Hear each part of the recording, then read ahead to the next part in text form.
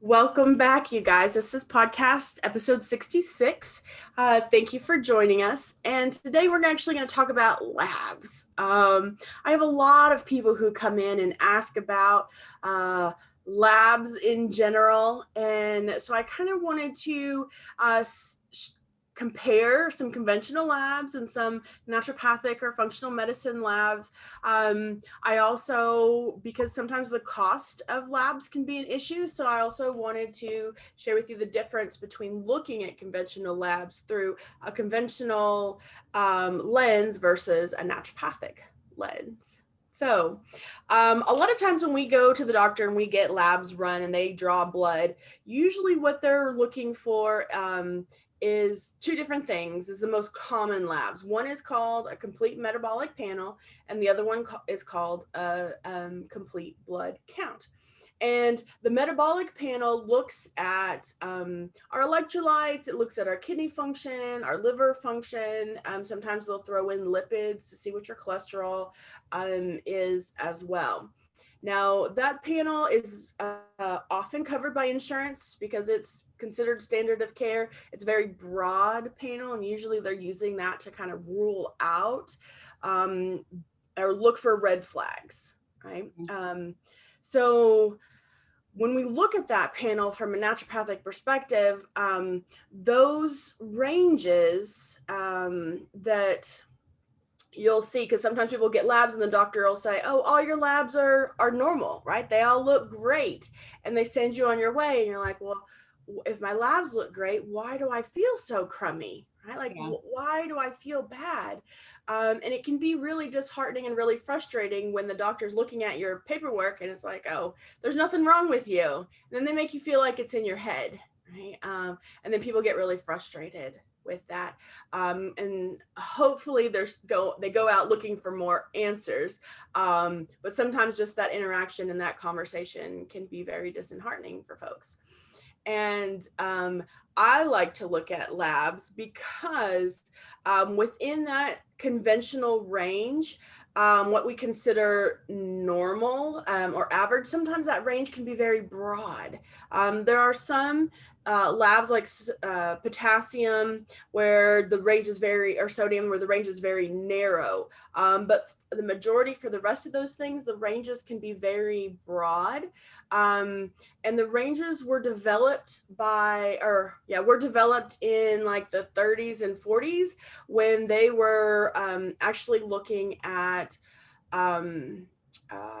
French people and people from England to when they tested a bunch of them just to find out what those averages are, and that's what they created the ranges from. Right. Well, we are different today as human beings in general, right? Our health is different, I should say. As Americans, our health is different than it was in the 30s and 40s here in 2021, right? Yeah.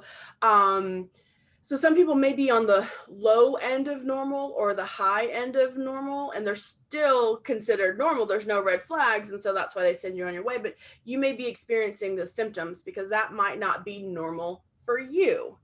Okay. So that's why when we look at those labs, I have a little bit of a different lens that I look at those labs with. There are some other things that those labs can reveal to us. So we think of sodium and potassium. Those are our electrolytes, right?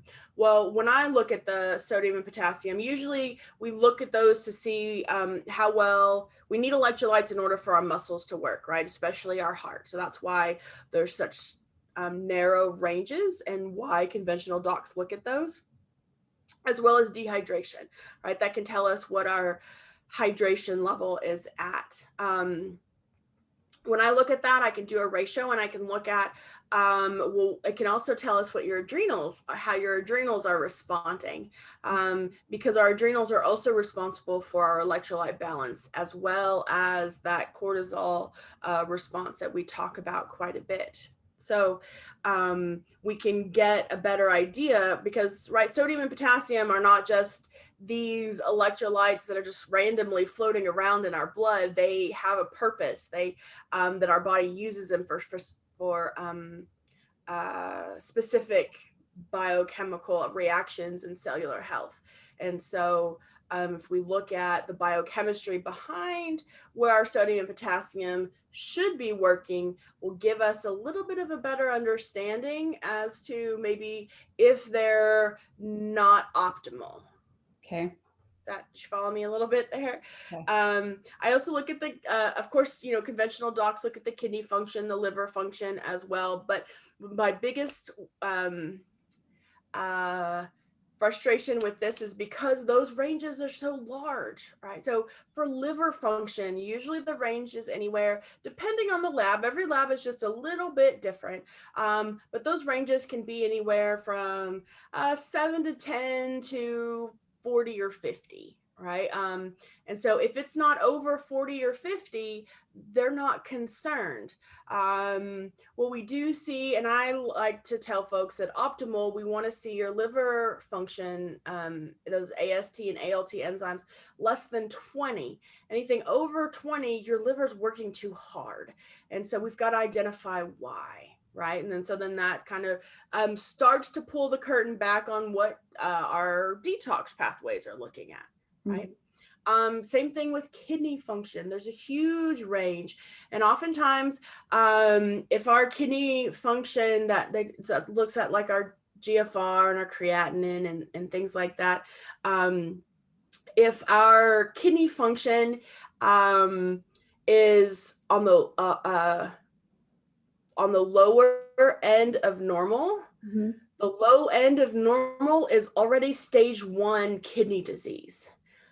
And conventional docs don't always bring that up to people. They don't always say, hey, your kidneys need a little extra support.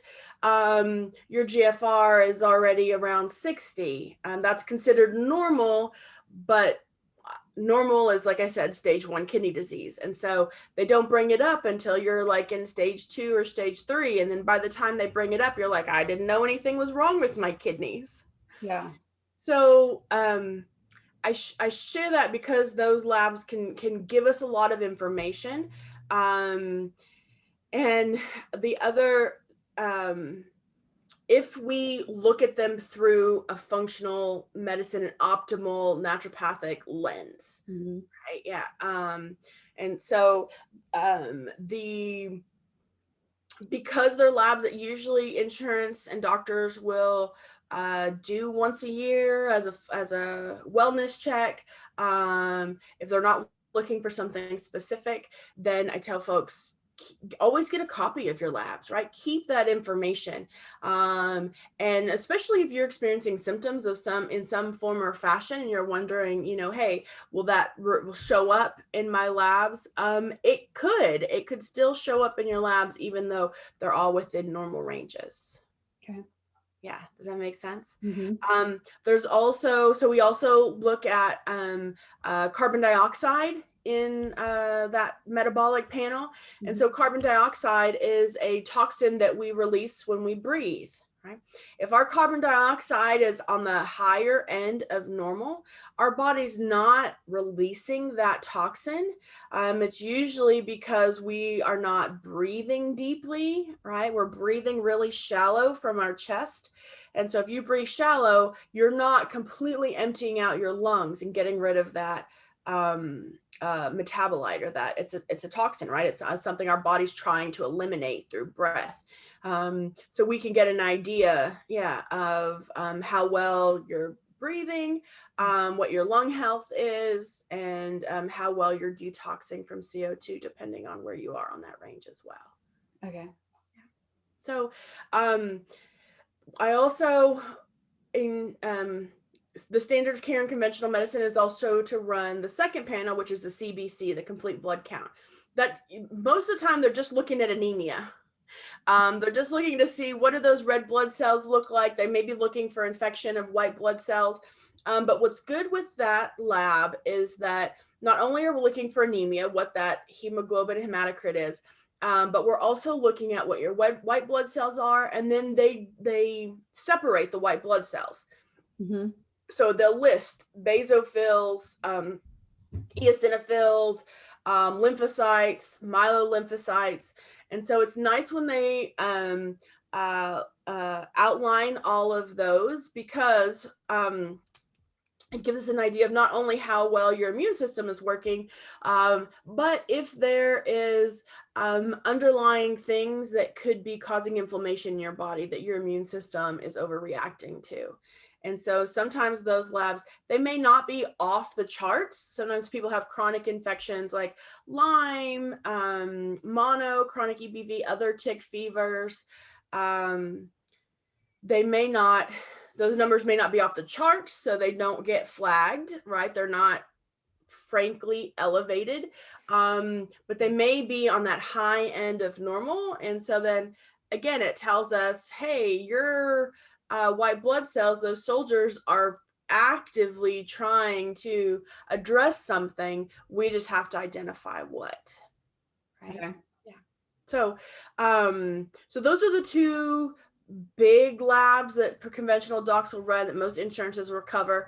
And so I encourage people, if you go to the doctor, you can actually request those labs yourself. There are lab companies like directlabs.com that is a self-pay, self-referral. You can go directly to them and order your own labs. You don't have to go through a doctor if you don't want to. And Yeah, get but the them. problem with that though is like, how are you going to even interpret it when you get it?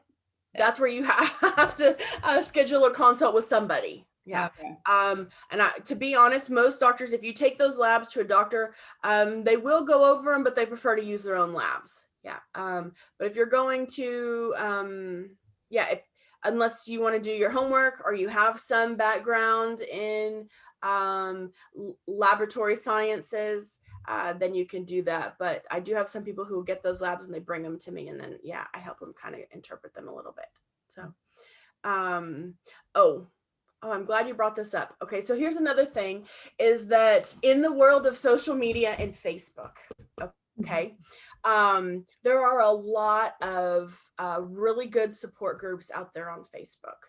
Okay, but what I'm seeing more and more, and I'm hearing more and more of, and I just want to put like a little warning out there, is that sometimes people will post their labs on Facebook. Okay, they'll say, hey, I feel bad, right? I have this diagnosis, and they'll post their labs on Facebook. And then somebody will interpret them on Facebook. Well, I would encourage you to figure out what that person's knowledge base is. Like, is it a layperson who has studied, right? Like they've studied their condition, so they have a better idea as to which labs mean. Is it actually a healthcare professional in some form or fashion that's interpreting that lab on Facebook, and knowing the difference, right?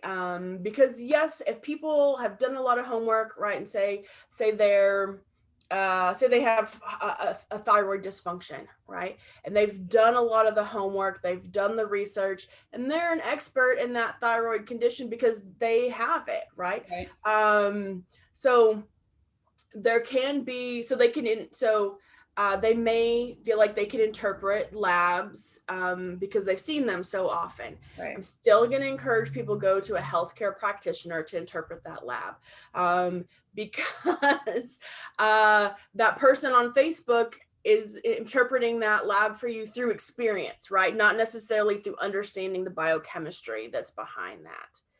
So, Hey, except and this is just my perspective, right? And I'm not a huge conventional medicine person. I've owned that. I can take that I mean, I feel like you're gambling either way, right? I take it to Facebook. I'm gambling. I'm really getting somebody's interpretation through their perspective. And I feel the same way if I take it to a conventional medicine doctor, because the ranges are so broad. And just like you said, they're not like, they don't tell me like you're in stage 1 kidney. They're like, yep, you're in the normal range.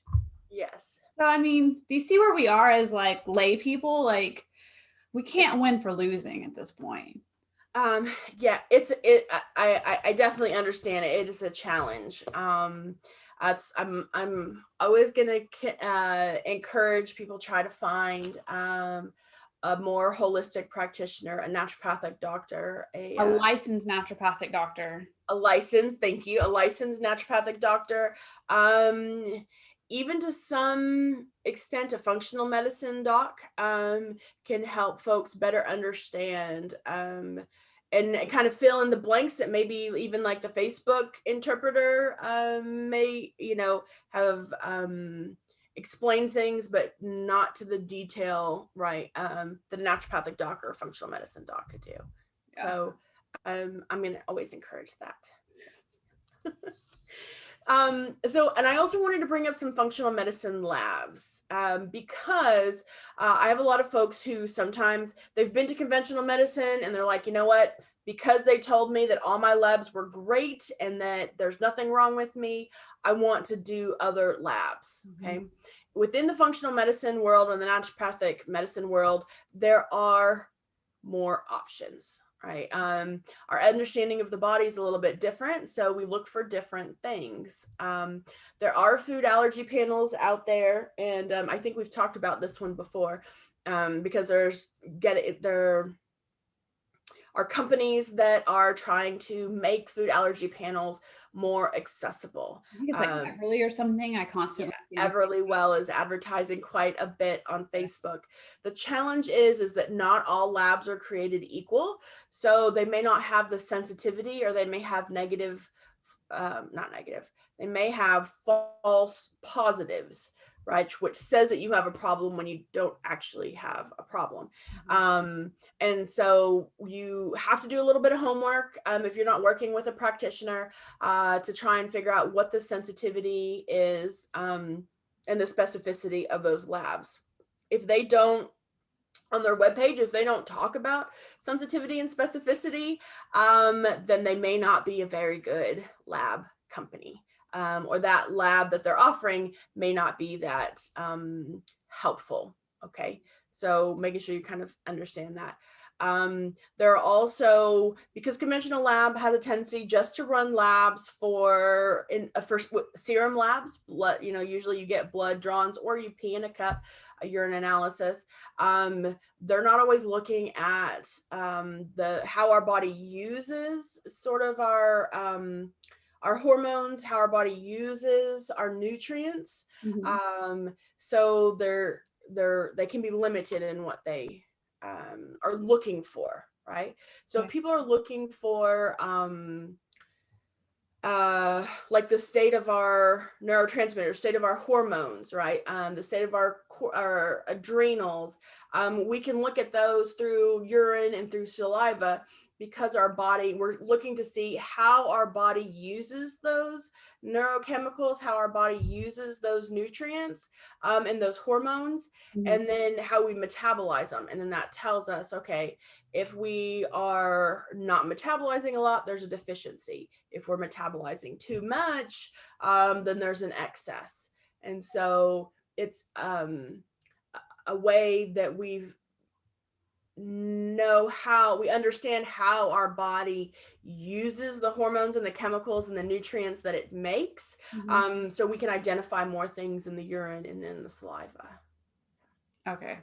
Yeah, because I was going to ask you that question, because I have hormones is a big deal now. Like, that's all I hear women talk about is hormones, right? And so they're going to their OBGYN or primary, right, and requesting a hormone test and their blood test. Yes. So can you compare like a hormone blood test? Like, what are these women getting an accurate picture by doing a hormone blood test versus the saliva and urine test that we did for me on the hormone test? So the difference is, well, it can reveal helpful information. Okay. First off, because I'm seeing this now, people are going to chiropractors and getting their chiropractor to run labs for them. They want a hormone panel. Okay. The first is, if it is a woman who is menstruating or in premenopause, the timing of when you get your labs is very important. Okay. If the doctor says, oh, it doesn't matter, just go get your labs run anytime you get a chance, it's not going to reveal to us as much information. All right. So you need to know when you go and get your hormone panel run, whether it's a blood test or even whether it's a urine test. We prefer to get those tests done on the 7th or the 21st, because that gives us an idea of what that ratio of progesterone to estrogen should be. And then when we get your labs back, then we know what yours is in comparison to what the average is. Okay. Okay. So that's my first thing. Cause a lot of people, they're asking their chiropractors, their family docs, or their OB-GYNs to, hey, run me a hormone panel. And they're just like, yeah, sure. Just go whenever. And they're not telling them, it's going to be better if you go on day 7. That means 7 days after your period starts, or day 21 after your period starts. Yeah. So a week before your period. So that's my first frustration with that. Okay. Secondly, when they're doing serum labs and they're drawing blood, what they're looking at is they're looking at the circulating hormones that are in the bloodstream, right? So they're looking at the estrogen, progesterone, testosterone. That's usually, or FSH and LH, conventional labs will also run. Yeah. They're looking at what's floating around in your bloodstream. Okay. The difference with the urine labs is that the urine is looking at what your body is using. Okay. Okay. Because when our body produces hormones, we use it, but then we break it down and then our body recycles it. Right. So just like how the in women, how our cycle fluctuates, the estrogen goes up and down. We wouldn't expect the estrogen to be the same level throughout the month, right? Unless you were on a birth control of some sort. Right. And so, that's the other thing. If you're taking a birth control, don't do a hormone panel. You have to stop the birth control for at least a week before you do a hormone panel, or everything will be falsely elevated. Okay. So the other part is that with the urine labs, you have a better understanding as to what your body's using it, or what your body is using. And that will tell us more efficiently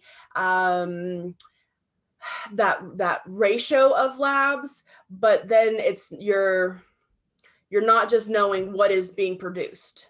Right. Okay. When we're looking at naturopathic optimal wellness, we want to know how your body's functioning. Right. Yeah. Just to produce the labs is not going to be as beneficial to know how your body uses those labs or those hormones. Sorry. So like, here's mine. Yes. And like, that's telling you how I'm using. Exactly. Yes. So based on, like that'll tell you, that it's lower, right? So that tells me that your body is not, we know that your body's not producing as much hormone, but also your body's not able to use it efficiently if it's deficient, like those labs were. Yeah. Okay. Yes. Yeah. And so the blood's not telling the blood test is not telling them that. No, the blood just tells us what's circulating in your bloodstream. But not if you're using it efficiently or not. No, because kind of blindly then when they're like, like if they see that whatever, and they give you an injection, I'm assuming it's an injection of testosterone. Yeah. They're kind of doing that blindly, just kind of like guessing a little bit. They do. Now, some practitioners are good at taking labs to make sure that they're not over recommending or overdosing on hormone therapies. But some of them don't, because insurance doesn't pay for those labs to be taken as often. So you're right. They are sometimes offering hormone replacement or injections that are it's kind of a guess, right? And they guess based on your symptoms, right? So people would be getting hormone replacement if they didn't have symptoms, right? And, but that doesn't tell us how your body's going to use those hormones. Okay. Or what's at the root cause. Like, so then you're just kind of dependent on those injections from there on out because you're not getting to the root cause that screwed this up. Right. Yeah. And some people feel great on injections for a little while, but they get expensive, or they can have side effects of the injections because it was too much, and their body couldn't use it efficiently. And so then they're trying to figure, okay, how can I get off of these, right? Like, what's going to happen? Am I going to feel as bad as I did when I started them? Like, the reason why I started them. Or yeah, what can I do to reduce my risk of cancer? And I'm 60 years old and I don't want to take injections anymore, right? Or bioidentical Wait. hormones. Injections are not a one-time thing. It sounds like it's like if Oh you no, start usually it's every these, 3 you keep months. these. Yeah, usually it's every 3 months. People will either do injections of hormones, they'll do pellets, right? Sometimes they will do like creams and that sort of thing. That may not, or sublingual. It may not always be injections, but it's all hormone replacement. Yeah, but usually the injections are every 3 months. Yeah, yeah. So management. so so I wanted to share that because this kind of just to kind of show a different perspective of labs. So in the conventional world, we've been taught and we've been trained, you have to have labs, right? Like, the doctor can't see you until you have labs first. Get your labs done and then you can come in for an appointment. And so I wanted to talk about labs today on this podcast because, one, that's not always true. We don't always need labs. If people don't have access to them, we can still rule out some major things with just listening to somebody's set of symptoms. And because there's so many different functional labs out there, I tell folks, well, if we just start with the basics first, right? If you have that metabolic panel and it didn't reveal anything according to your conventional doc, bring it in anyway. It still tells us a picture, right? Still gives us a picture of what your situation looks like. And we can kind of just get a more specific lens to look at that picture. And then